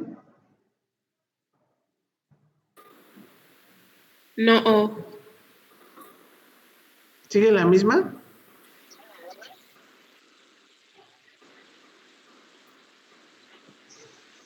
A mí ya me apareció una gráfica. Ya cambió. Cambió la etiología de la cirrosis.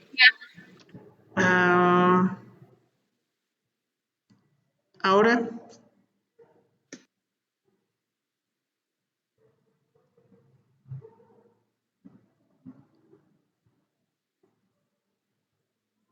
Bueno, les ofrezco una disculpa por esta falla tecnológica, pero bueno, continuamos. No se preocupen. La presentación de cualquier manera se las voy a hacer llegar. En el caso de las alteraciones hematológicas, como bien sabemos, entonces el hígado nos va a transformar muchas sustancias. Y estas sustancias dijimos que cuando viajan en el torrente sanguíneo, pues van a tener una afectación a diferentes órganos y sistemas. Por lo tanto, vamos a ver pérdidas crónicas de sangre por el tubo digestivo, puede haber déficit de ácido fólico, puede haber toxicidad directa por alcohol, hiperesplenismo, y supresión de la médula ósea, que ya es cuando estamos en un grado de anemia pues muy severo. Esto lo vamos a medir con todos nuestros estudios de laboratorio que propiamente ya estuvimos pues de alguna manera evaluando. Trombocitopenia. La trombocitopenia pues se debe a que los trombocitos, que son células que van a generar el tapón o el coágulo sanguíneo en conformación con los demás elementos de los factores de coagulación, y esto está atribuido a la hipertensión portal y a la esplenomegalia congestiva. El vaso puede llegar a secuestrar el 90% de las plaquetas circulantes y obviamente pues esto nos va a conllevar a una disfunción de los sistemas de coagulación. Por lo tanto, el paciente va a seguir sangrando de manera crónica. Alteraciones de la hemostasia, que aquí es el tapón hemostático o el coágulo como tal. Conduce a la aparición de numerosas alteraciones hemacoagulativas asociadas al deterioro de la función del hígado. Son las funciones que más importante a nivel hematológico va a presentar nuestro paciente y pues esto como consecuencia complicaciones generales. Y bueno, la etiología de la cirrosis, por lo tanto, ya una vez que vimos toda la fisiopatología, ya que vimos la estructura y la anatomía del hígado, sus componentes estructurales más importantes, ahora vemos en general de las causas de las que la producen. Ahí vemos que el 58% de todo esto es por alcohol. Ahí vemos involucrado el virus de la hepatitis C, el virus de la hepatitis B, hepatitis autoinmune, cirrosis biliar primaria y óxido nítrico. Y el óxido nítrico, ¿por qué? Pues puede ser por intoxicaciones por fármacos o algunas otras sustancias como drogas vasoactivas, que es muy común en la actualidad verlos entre los jóvenes, más bien, no los alumnos, entre los jóvenes. ¿Vamos bien hasta aquí?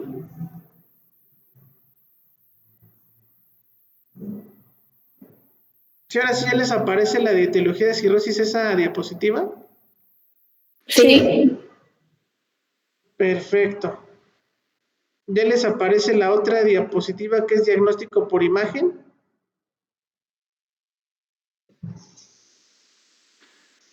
No. A ver si ahorita les aparece. Ya. ¿Ya? Bueno, las imágenes que están viendo son imágenes de un estudio que se llama tomografía. Esta tomografía, de hecho, si alcanzan a ver como que se pintan algunas estructuras. Es una tomografía que llamamos tomografía contrastada. Ahí es en donde nosotros vemos el tamaño que tiene el hígado ocupando en el abdomen. Vamos a ver que algunas otras estructuras, aparte de la columna que se ve bien chueca, no es porque el paciente esté chueco, sino porque efectivamente hay deformidades también en la columna vertebral. Vemos la silueta marcada de los riñones y vemos que hay acumulación de mucho líquido en el abdomen. No sé si alcancen a ver dónde estoy señalando.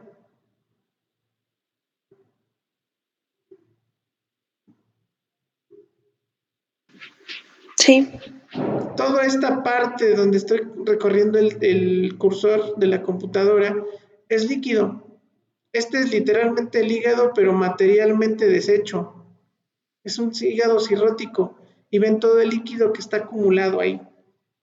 Entonces, vean que pues la cirrosis hepática sí es un problema grave. Vamos a ver en esta otra un ultrasonido. En el ultrasonido lo que nosotros vamos a ver es el aumento de tamaño del sistema de la vena porta. De hecho, ahí lo ven ustedes. ¿Sí lo alcanzan a ver?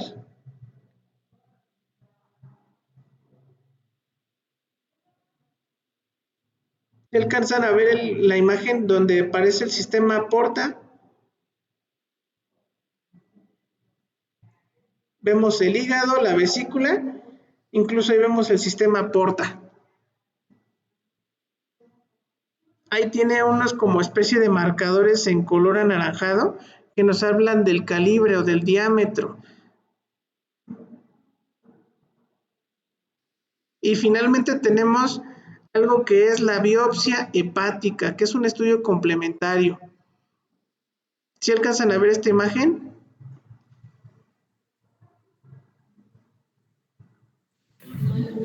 No, profe. Todavía no. Me espero unos segunditos a ver si ya se les transmite la imagen.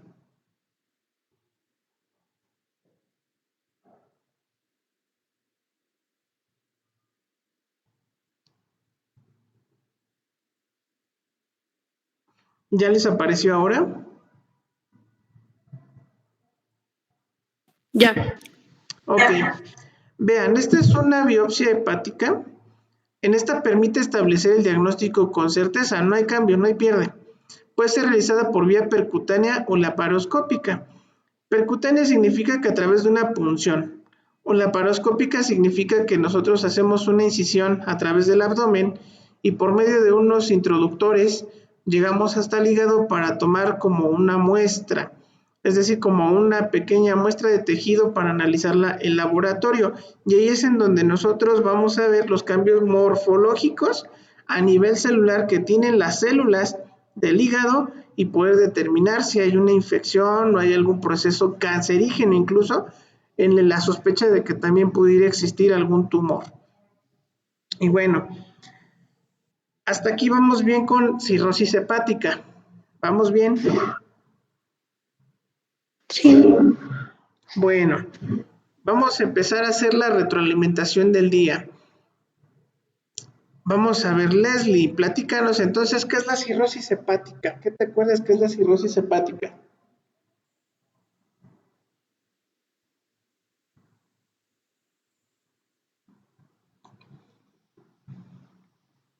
Leslie, buenos días, ya despierte.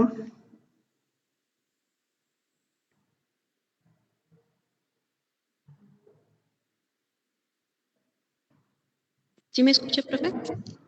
Sí, adelante, Leslie. Es por el consumo excesivo del alcohol, ¿no? Bueno, esa es una de las causas, pero en sí, ¿qué es la cirrosis hepática?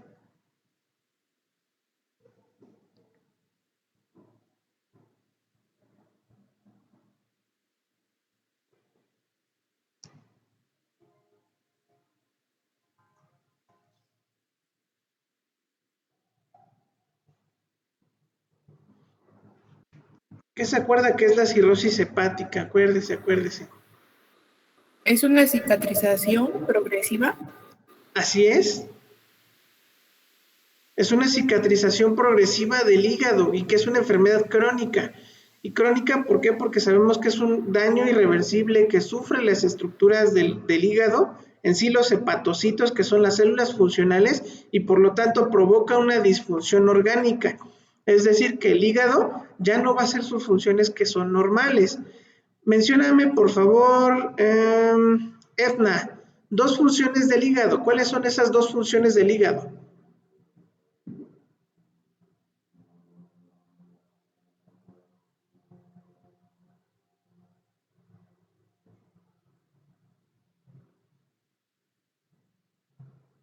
Edna, buenos días.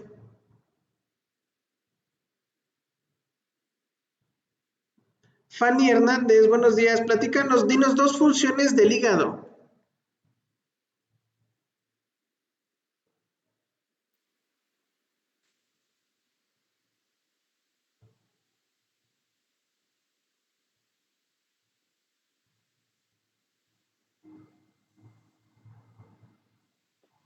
¿Escucha, profe?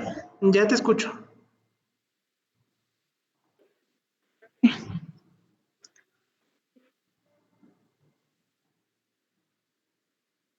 A Quetzali, dos funciones del hígado.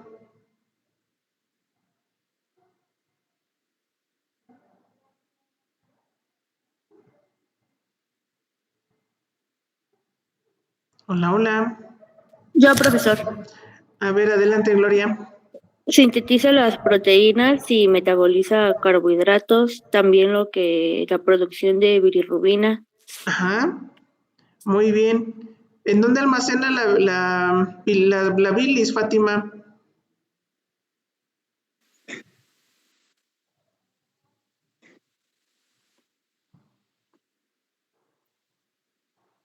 La vesícula.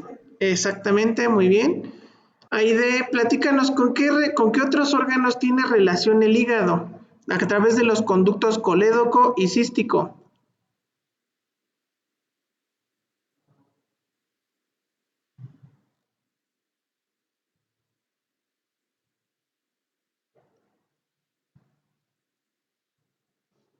¿Con el páncreas? ¿Ok? ¿Y con qué otro? ¿Con el vaso? Efectivamente.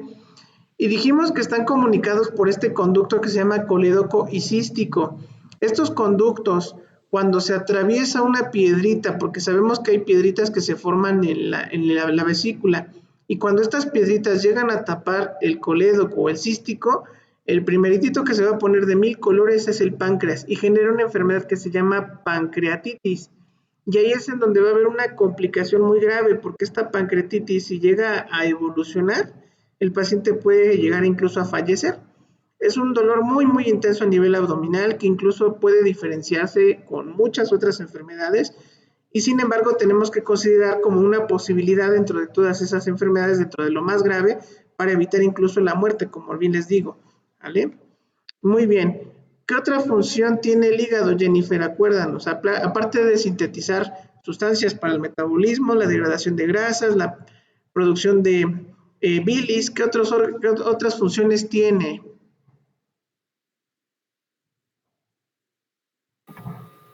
También puede equilibrar y fabricar la glucosa. La glucosa, muy bien, ¿qué más?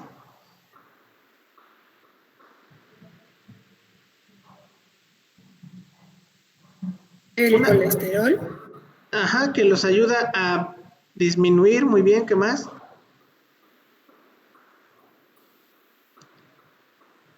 También puede fabricar proteínas para el plasma sanguíneo, ¿no? No para el plasma, pero dijimos que para la cascada de la coagulación. ¿Vale? Ok. Muy bien. Sí. Juan Antonio, por favor, menciónanos de las causas. Acuérdanos, ¿qué causaba una cirrosis hepática?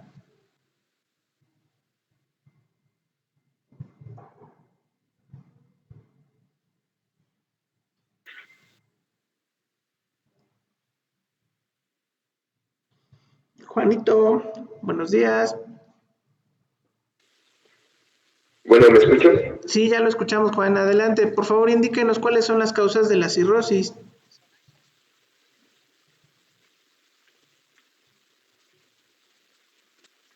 Habíamos dicho que coloración amarilla. No, causas. O sea, ¿qué causa la enfermedad? Uh-huh.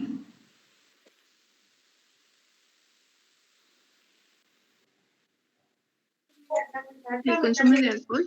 Lo que pasa es que la otra semana se me fue el internet. En la primera clase que tenía, en la segunda y en la tercera. ¿Puede causar la hepatitis viral? La hepatitis viral, muy bien. Acumulación de grasas en el hígado. Acumulación de grasa en el hígado, que puede ser también algo que dijimos, el hígado graso, muy bien. ¿Qué más? El alcoholismo. Alcoholismo, muy bien. Fibrosis quística. Fibrosis hepática, más bien, ¿no? Y quística también pudiera ser porque también puede haber un quiste, aunque ojo, los quistes a veces pueden tener un origen amebiano. Hay algo que se llama quiste amebiano hepático, y esto es porque nosotros a veces nunca nos desparasitamos, y hay veces en que estos parásitos van empezando a conformar un absceso en el hígado, y esto es muy peligroso a largo tiempo, pero bueno, esto a veces se utiliza el ultrasonido como método de diagnóstico para verlo. Como tal no genera una cirrosis hepática, pero sí puede generar algún otro trastorno a nivel hepático. Acuérdense que la causa de la cirrosis hepática son enfermedades autoinmunes, como ya bien decían por aquí hace unos minutos, todo lo que es hepatitis A, B, C y enfermedades degenerativas o hereditarias, que también ahí dijimos que eran hepatopatías. Y bueno, ¿qué más? Profesor, yo tengo una duda. Sí, adelante, Gloria. Por ejemplo, lo que dice de hepatitis B, Ujú. la puede adquirir, bueno, o sea, había leído que la pueden adquirir personas con transfusiones de sangre antes del 85, son candidatos o personas que con tatuajes, o sea, todas esas personas o sea, podrían entrar a candidatos a cirrosis hepática. Mira, como tal la enfermedad se va a desarrollar si nosotros exponemos a nuestros pacientes a diferentes factores de riesgo. Claro que un factor de riesgo es una transfusión porque tú no sabes específicamente qué tipo de virus o qué carga viral tenga esta sangre que te están transfundiendo, en el caso de un paciente, por ejemplo. Ajá. Pero en el caso de la cirrosis hepática, por una transfusión sanguínea es muy baja. Es muy baja, ¿por qué? Porque se supone que ya se hacen pruebas para determinar antígenos específicos o marcadores de la enfermedad antes de que se haga una transfusión. Que en el caso de una urgencia, pues ya te la ponen, vaya, pero al final del día ya tuvo que haber pasado por un proceso de. Y obviamente esto, no, sin olvidar que ahí acuérdense que hay un fenómeno que se llama hemólisis. La hemólisis es un trastorno que podemos tener incluso nosotros mismos. No digo que lo tengan, pero podemos tenerlo en el sentido de que nuestra propia sangre se detecta como algo completamente ajeno a nosotros y empiezan a destruirse entre sí. Esto es como una especie, como una respuesta autoinmunológica. Nosotros creamos defensas para nosotros y caemos en un síndrome anémico, que es lo que decíamos que también era una de las complicaciones que íbamos a ver a nivel hepático. A eso quizás se refiera, o no sé si ese se conteste su pregunta. Sí, era lo que decía, que es una posibilidad muy baja. Sí, efectivamente. ¿Alguien tiene alguna duda hasta ahorita de lo que hemos estado revisando?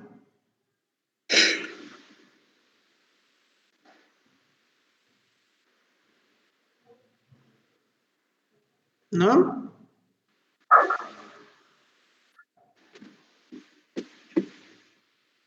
Bueno, pues entonces el día de hoy, por el día de hoy ya terminamos nuestra clase. Ya nada más únicamente hacer recordatorio de lo que estuvimos revisando en sus exámenes para invitarlos a que sigan estudiando. Realmente las calificaciones ya les aparecieron a todos ustedes en su plataforma. No. ¿Todavía no les aparece? No, a mí no. No, todavía no. Ni en MUS. Ok, se supone que ya las subí en Intel, sus calificaciones, ya les tuvo que haber aparecido, pero bueno, de cualquier manera lo voy a checar. Realmente las calificaciones en general no fueron malas. De hecho, creo que la calificación mínima que obtuvieron por ahí fue de 8. Entonces, pues obviamente hay 9, ¿no? También y 10 por ahí, pero en general creo que no tuvieron mayor complicación. Pero sí, nada más recuerden estar leyendo mucho, porque sus exámenes son muy analíticos. Entonces les puedo poner trampitas o cosas así, para que no se dejen guiar. No sé si alguien... Profe. Dígame, adelante. Perdón, yo tengo una duda. Sí. ¿La tarea que le mandamos por correo las calificó? Sí, efectivamente las califiqué. Creo que no les han llegado, ¿verdad? Sus calificaciones. Yo sí las tengo registradas, no se preocupen. De hecho, la única por ahí, hay una persona que en lo particular me puse en contacto con ella porque fue la única que no me entregó. Entonces sí, sí me puse en contacto con esta persona y pues ya me explicó sus razones, pero en general sí las tengo del 100%, bueno, 99.9% sí las tengo registradas y calificadas. Ok, gracias, profe. Sí, no se preocupen. Profe, adelante. Una pregunta. ¿Sí checó lo de la tarea que le había comentado? Sí lo chequé. No se preocupe, está revisado.